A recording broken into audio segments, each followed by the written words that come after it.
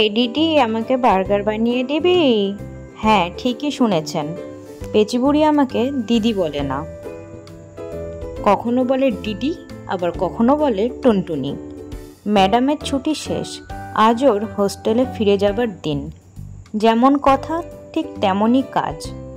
ভোর 4:46 শান্তিপুর থেকে ওর ট্রেন, তাই মাত্র 2 ঘন্টা মতন রেস্ট নিয়ে মাঝরাতে উঠেই ওনার আবদার রাখার জন্য তোড়জোড় শুরু।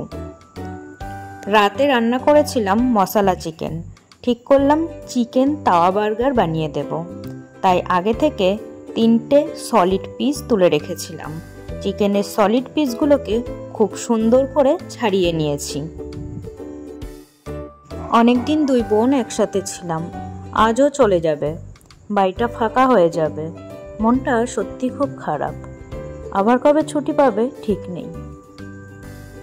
যাই হোক, কিছু তার করার নেই, বাস্তবটাকে আমাদের মেনে নিতেই হবে, আর এভাবেই আমাদেরকে চলতে হবে।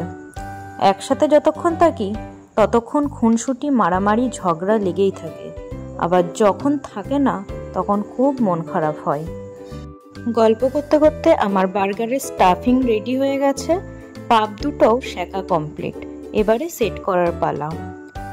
প্রথমেই দিয়ে দিচ্ছি স্টাফিংটা, যেটা ক্যাপসিকাম, পেঁয়াজ, টমেটো, চিকেন এবং পাওভাজি মশলা এগুলো দিয়ে আমি রেডি করলাম। তারপরে দিয়ে দিচ্ছি 1 চামচ ভর্তি করে মেয়োনিজ। এরপর দিয়ে দিচ্ছি সামান্য পরিমাণে চিলি ফ্লেক্স, অল্প পরিমাণে ব্ল্যাক পেপার পাউডার আর সামান্য পরিমাণে অরিগানো। তারপরে উপরের পাটটাকে আমি চাপিয়ে দিচ্ছি। তৈরি হয়ে গেল আমার একটা বার্গার। ঠিক একইভাবে পরের বার্গারটাও আমি তৈরি করে নিচ্ছি। যেহেতু আমি 2টো বার্গার করার জন্য স্টাফিংটা রেডি করেছিলাম, তাই যেটুকু ছিল পরেরটাতে দিয়ে দিলাম। একইভাবে আমি এই বার্গারটাও তৈরি করে নিচ্ছি। আমার মতন আপনারাও এইভাবেই খুব সহজেই বাড়িতে চিকেন বার্গার বানিয়ে ফেলতে পারেন। বাচ্চাদের স্কুলের টিফিন থেকে বড়দের লাঞ্চ বক্স সবেতেই এই স্ন্যাক্স আইটেমটি দেওয়া যায়। তা আমার আজকে এই ছোট্ট রেসিপিটি কেমন লাগলো অবশ্যই জানাবেন।